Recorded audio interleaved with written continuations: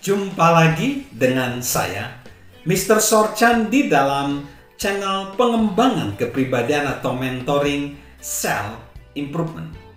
Saat ini kita belajar tentang pertumbuhan kepribadian dan bagaimana saat ini kita ingin mengenal hasrat dan maksud hidup kita. Kita tiba di pertanyaan yang keempat. Tahukah kita mengapa kita ingin melakukan apa yang ingin kita lakukan? Tahukah kita mengapa kita ingin melakukan hal yang ingin kita lakukan? Pertanyaan ini adalah sangat penting. Bukan hanya mengetahui apa yang ingin kita lakukan, melainkan juga mengapa kita ingin melakukan hal tersebut. Jadi, di sini kita berbicara tentang motivasi.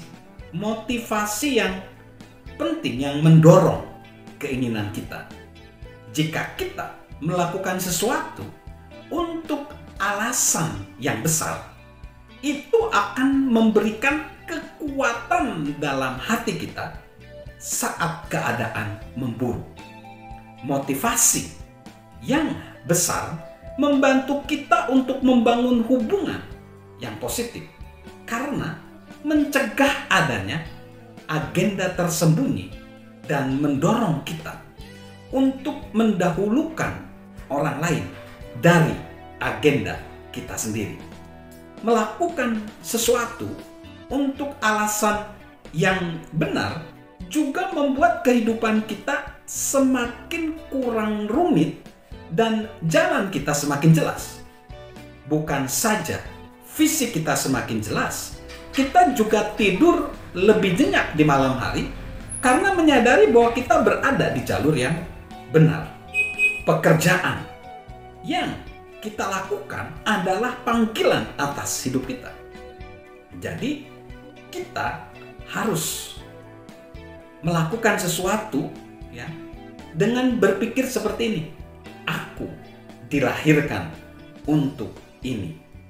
Itu berarti bahwa kita memberikan energi kita kepada apa yang kita lakukan.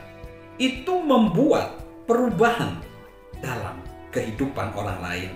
Itu memberikan kepuasan dan sentuhan kekekalan kepada diri kita.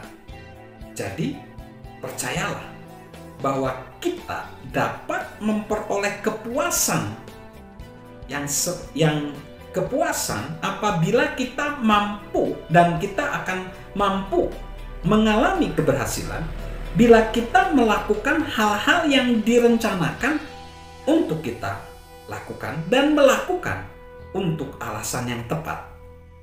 Luangkan waktu untuk merenung, selidiki tujuan dan sikap-sikap kita.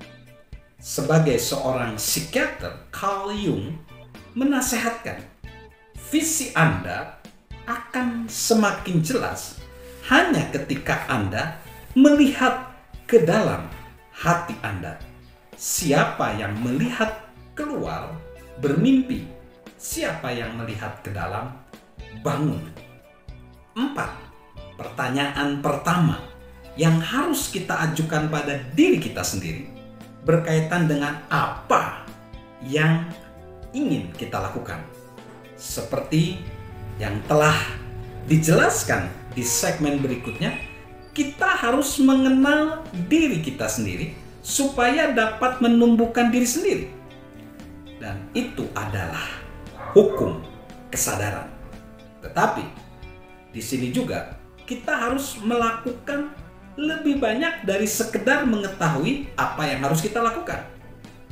Jadi, kita harus memperoleh pengertian mengenai bagaimana kita bergerak ke arah tersebut. Itu akan membantu kita menentukan tujuan dan akhirnya menyebabkan pertumbuhan menjadi lebih efektif. Dengan pemikiran semacam itu, kita akan mengajukan pertanyaan-pertanyaan lainnya. 6 pertanyaan berikutnya kita akan bahas di segmen berikutnya. bagaimana kita menemukan hasrat dan maksud tujuan hidup kita.